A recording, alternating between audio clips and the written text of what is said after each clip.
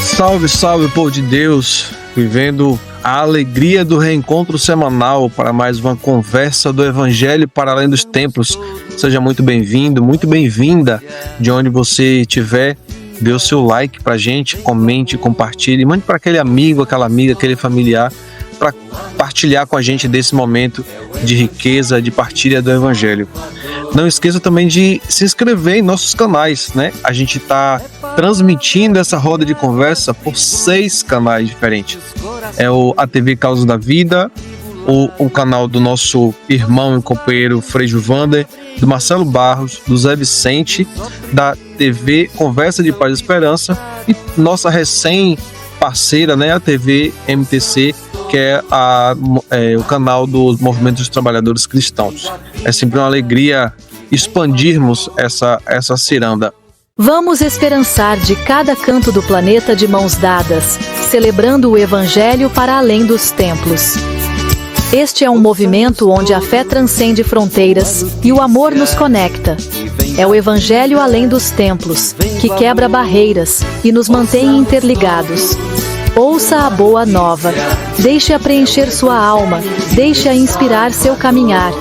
Somos um na fé, um no amor, como uma roda de samba, cada um com seu instrumento, mas tocando em harmonia. Unidos pelo bem comum, somos Evangelho vivo, o povo que luta por libertação, em defesa da vida, da paz e do amor. E hoje quem partilha a conversa comigo aqui do estúdio é o meu companheiro Frei Gilvander. Seja muito bem-vindo, Frei Gilvander. Olá, Darlan. Alegria em revê-lo, meu irmão. Que alegria, que responsabilidade estarmos aqui para partilhar sobre Lucas, capítulo 12, versículos 13 a 21. Com certeza. Já que você está com a palavra, por favor, fale para a gente aí qual a chave de leitura desse texto, o que é que esse evangelho desse final de semana, desse domingo, traz para a gente. Darlan, esse evangelho de Lucas, capítulo 12, versículos de 13 a 21, vai mostrar para nós que a ganância de uns poucos rouba as condições de vida do povo. De acordo com o evangelista Lucas, na Palestina do tempo de Jesus, vigorava 2 modelos econômicos contrastantes: o sistema das aldeias, no campo, e o sistema das cidades. No campo, nas aldeias, as relações humanas e sociais eram de partilha, de solidariedade, de troca de produtos, de mutirões. De outra forma, o sistema de relações econômicas das aldeias contrastava com o sistema das cidades. Desde o século IV antes da era cristã, a dominação do Império Grego privilegiava a cidade com sua burocracia e elite político-econômica, em prejuízo dos camponeses, que deviam sustentar todo esse aparato burocrático, o luxo e os privilégios de quem dominava os povos a partir da cidade. No campo, nas aldeias, com esforço, mantém-se um sistema de relações econômicas baseado na troca e na partilha, e isso quase sempre impede que os endividados caiam na miséria e virem mendigos ou bandidos, ao passo que nas cidades acontece o contrário. Aí vale a lei do mais forte, daquele que teve melhores oportunidades, gerando, consequentemente, a exclusão e a marginalidade, acompanhadas de suas crias, mendicância, violência, roubo e etc. Nesse evangelho, nós vemos assim uma pessoa chegando perto de Jesus e pedindo para Jesus entrar na questão e arbitrar disputa de herança. E, Darlan, eu tive agora há pouquinho a alegria de gravar um pequeno vídeo com o nosso querido Frei Carlos Mestres, dando umas pitadas, chaves de leitura para uma interpretação sensata e libertadora desse evangelho. Preste atenção. Frei Carlos Mestres, o evangelho desse domingo é Lucas capítulo 12, versículos de 13 a 21.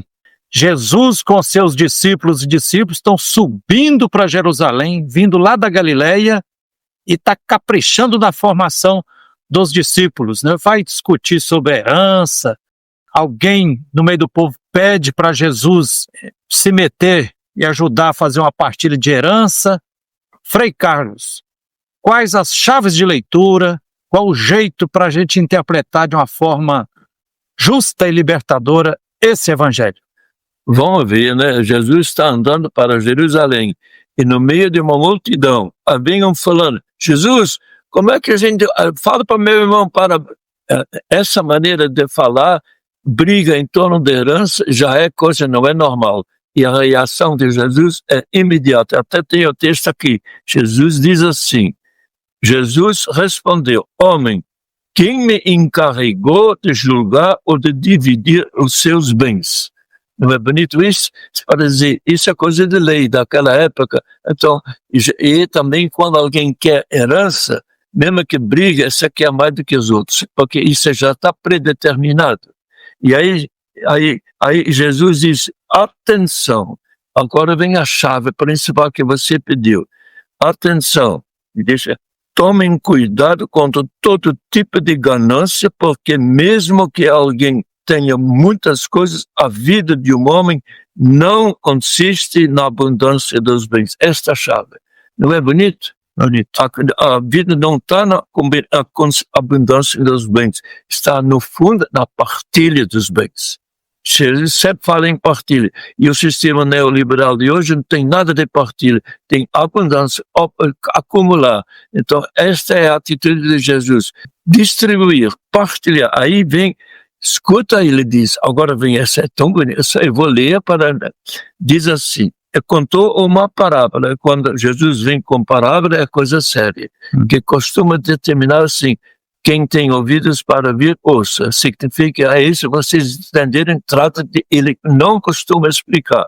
Aí diz assim, um homem, ele contou a seguinte parábola, a terra de um homem rico deu uma grande colheita. Ele pensava consigo mesmo, o que eu vou fazer? Eu não tenho onde guardar minha colheita. Olha, minha colheita. Então resolveu, já sei o que eu vou fazer. Vou derrubar meus celeiros, construir maiores, neles vou guardar todo o meu trigo, junto com os meus bens. Então eu vou poder dizer a mim mesmo, meu caro, tu tens uma boa reserva para muitos anos. Descanse, come, bebe, aproveita. Nunca pensou em canto nenhum dos outros, só pensou nele, em acumular e viver até o fim da vida dele, pensar, tudo é meu. Meus bens, minha colheita, meu celeiro, né? E quem está falando aqui é Jesus, é ele que fez a parábola. Aí diz, meu caro, tu tens uma boa reserva para muitos anos, descanse, come, aproveite. Aí agora vem a palavra, explica a chave, mas Deus lhe diz, louco, bobo, ainda nesta noite vão pedir de volta a tua vida. E para quem ficará tudo que você abundaste? Essa pergunta Jesus deixa no ar para nós pensar. E aí diz assim acontece com quem ajunta tesouros para si mesmo e não é rico diante de Deus. Só é rico diante de Deus quando a gente saiba partilhar os bens. O que é de um é de todos e o que é de todos é de um. E numa família onde o pai tem o que comer, todos comem. Não é verdade? Porque tudo é de todos. É como se fosse uma família onde tudo é de todos e o que cada um tem é para todos também. É assim que me veio na cabeça esta maneira de Jesus falar. Que o que Jesus quer é a primeira parábola. Jesus gosta de falar em parábola. E é um método próprio de Jesus, que significa método participativo. Não é um que fala. E aqui também a parábola vem para ligar todo mundo entende que é quem tem muito dinheiro.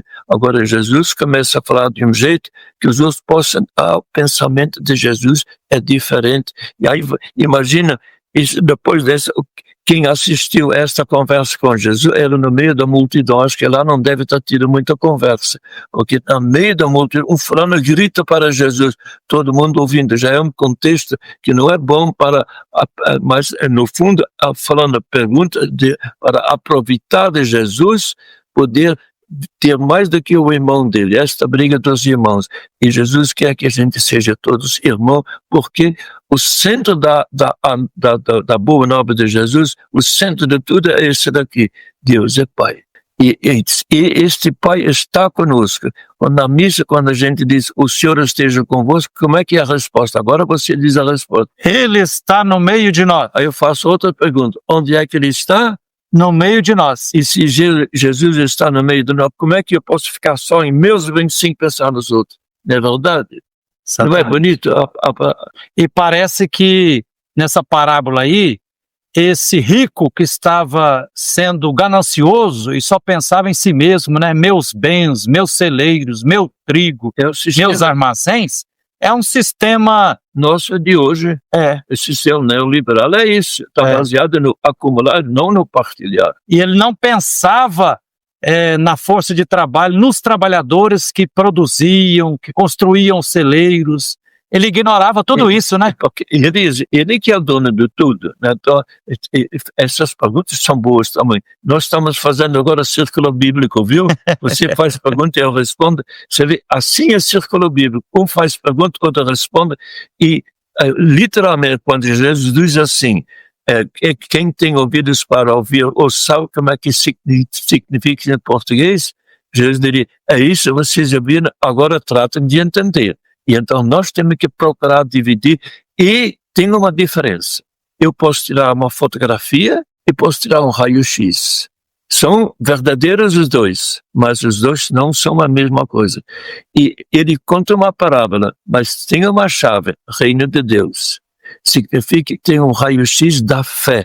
Tem que ter nos olhos, e este raio-x da fé começa a discutir, funcionar na hora que a gente começa a partilhar. Cada um chama a atenção e a partilha das ideias também. Não é um que sabe tudo. Tudo misturado, compartilhando, não é verdade? Verdade. Frei Carlos, uma última perguntinha. Tem pessoas que lêem esse Evangelho de Lucas, capítulo 12, versículos de 13 a 21, e tiram a conclusão que a gente não tem responsabilidade nenhuma sobre os problemas sociais. Quando Jesus é provocado e houve uma pessoa lá clamando, falou, peça para o meu irmão partilhar a herança. Aí Jesus responde, quem me fez juiz para resolver problema de herança de vocês? É errado entender esse evangelho como se fosse assim, Jesus lavando as mãos diante das injustiças sociais? Pelo contrário, eu tenho que continuar a ler até o fim. No fim, Jesus, a chave, ganância, para Jesus é perceber logo a ganância que ter. E aí a vida de um homem não consiste na abundância dos bens. Esse daqui já é pensamento de Jesus. Eu tenho, se eu tenho, não tenho, tanto faz. Ele não pensa. E no fim diz assim, logo nesta noite eu vou pedir a vida de volta, e para quem vai ficar tudo que se acumulou. Entendeu? Jesus é contra esta acumulação muito concreta, mas no fundo e no fim ficará claro o que e para quem vai ficar. Assim acontece com quem ajunta tesouros para si mesmo, mas não é rico diante de Deus. Ser rico diante de Deus é não pensar no tesouro, é pensar nos irmãos. E quando eu tenho uma coisa, eu tenho que olhar o pobre e também as ideias, tudo que a gente tem é para ser dividido e partilhado. Você não acha? Concordo. Frei Carlos, gratidão por essa partilha aqui. Valeu, foi um pequeno círculo bíblico, viu? Exatamente. Gratidão, Frei Carlos. Que beleza! Que maravilha! Excelente reflexão, ótimo, bom aprendizado para nós. Então a gente retoma aqui essa partilha agradecendo ao Frei Carlos Mestre pela sua presença, pela sua contribuição, e já peço também ao Frei Gilvander para fazer uma atualização desse evangelho, né? Esse evangelho hoje, Frei Gilvander, o que é que ele quer dizer para a gente? Como que a gente pode, qual a mensagem que ele deixa para a gente concluir nossa roda de conversa de hoje? Qual a questão, Darlan? Esse evangelho nos inspira que tem pessoas hoje que usam esse evangelho para lavar as mãos diante da injustiça social. Nós temos hoje uma contradição entre grupos cristãos que se inserem no projeto de uma humanidade justa e solidária e outros que vivem a fé como se a espiritualidade não tivesse nada a ver com a justiça ecossocial e a paz. E também, esse evangelho nos inspira também porque há atualmente políticos de extrema direita que instrumentalizam a religião para o seu próprio poder, achando que não é problema nenhum ter ganância, acumular bens e poder e, ao mesmo tempo, viver a fé cristã. Jesus se nega a entrar na defesa da propriedade privada ao não simplesmente dirimir uma contenda de herança, nesse caso, vivida propriedade privada como direito absoluto. Na década de 1960, Dom Helder Câmara insistia que o mundo nunca poderá ter paz enquanto não se resolver o problema da desigualdade econômica. Nosso querido Papa Francisco animou muito, inclusive convocou e realizou um encontro com jovens economistas para buscar uma outra economia, chamada de economia de Francisco Clara. No Evangelho de hoje, Jesus deixa claro que o raciocínio da propriedade privada capitalista leva necessariamente à ambição e ao egoísmo. O homem lá do Evangelho diz: meus frutos, meus cereais, meus celeiros, meus bens. Ele está ensimesmado. A gente vê nos 10 capítulos lá do Evangelho de Lucas, do capítulo 9, versículo 51 até o capítulo 19, versículo 27, Jesus se dedicando a caprichar na formação para os discípulos e discípulas. E o problema do rico, lá da parábola, é que ele não se preocupa com os direitos dos trabalhadores que construíram celeiros e produziram a produção. Esse era o sistema que imperava nas cidades e foi fortalecido pelo Império Grego. Enquanto no Evangelho, Lucas resgata a experiência do sistema do campo, das aldeias, onde a partilha, a ajuda mútua, os mutirões, a vida em comum era a coluna mestra das relações sociais. E, para finalizar, Darlan, esse Evangelho de Lucas 12, versículos de 13 a 21, nos faz pensar também sobre a questão da herança no Brasil. E aí podemos perguntar: é justo pessoas herdeiras receber herança? E aí é importante a gente recordar e tomar ciência de que varia muito o imposto sobre herança nos países do mundo. Na Bélgica, por exemplo, o imposto sobre herança pode chegar a 80% do valor da herança. Na França, o imposto sobre herança pode chegar a 60%. No Japão, até 55%. Na Alemanha, até 50%. Na Coreia do Sul, até 50%. No Líbano, até 45%. Nos Estados Unidos, o imposto sobre herança pode chegar até 40%. Nos Países Baixos e no Reino Unido, até 40%. No entanto, no Brasil, o imposto sobre herança varia apenas de 2% a 8%, dependendo do estado. Sem taxar de forma justa os super ricos, no imposto de renda e na herança, a desigualdade socioeconômica vai se reproduzindo, especialmente na sociedade capitalista como a nossa.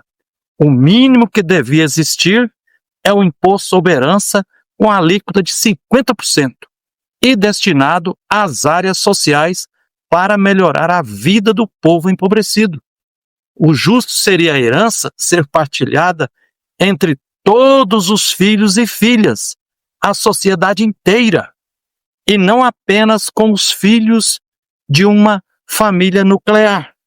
São algumas inspirações, Darlan, que eu sinto que esse evangelho de hoje provoca a todos nós. Maravilha, Frei Wander. A gente agradece aí a reflexão do evangelho para além da Bíblia, para além dos templos, e é muito importante o aprendizado que cada encontro, cada semana deixa pra gente. Então que sejamos críticos políticos, politizados também a partir do evangelho. E como sempre, pessoal, eu sempre digo que a nossa roda de conversa passa muito rápido o tempo, né? Já estamos chegando ao finalzinho. Agradeço imensamente ao Frei Wander pela reflexão, mais uma vez ao Frei Carlos Mestres, e a você que nos acompanha semanalmente, você que está chegando aqui pela primeira vez também, muito obrigado pela sua presença, pela sua companhia. Permaneça conosco, porque temos muito semanalmente a refletir. E para encerrar essa roda de conversa, eu deixo para vocês a música, e aí vocês analisam direitinho, ver se faz sentido essa ponte com o evangelho de hoje. Gratidão, meu povo, gratidão, Fredvander, excelente final de semana, excelente domingo e boa semana para todos e todas. Tchau, tchau. Um abraço, tchau, tchau. Prepare o seu coração pras coisas que eu vou contar. Eu venho lá do sertão, eu venho lá do sertão, eu venho lá do sertão e posso não lhe agradar.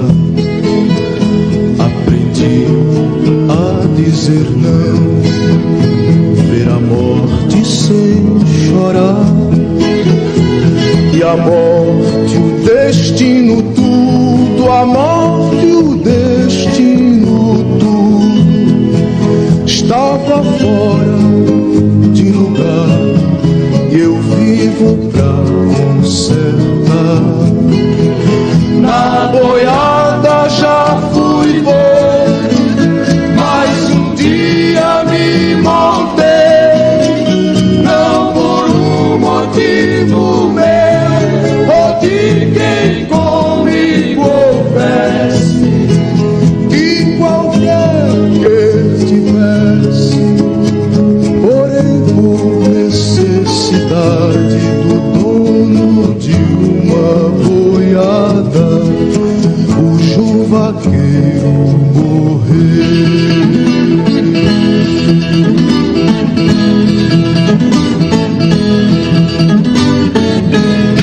Boiadeiro muito tempo, laço firme, braço forte, muito gado e muita gente, pela vida segurei, seguia como num sonho, e boiadeiro era um rei.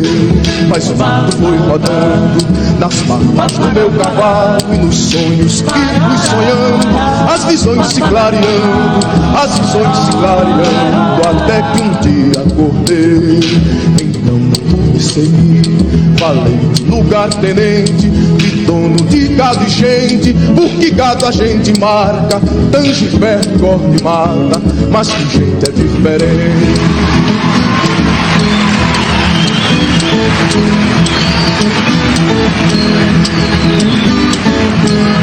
Se você não concordar, não posso me desculpar, não canto pra enganar, vou pegar minha viola, vou deixar você de lado, vou cantar no outro lugar.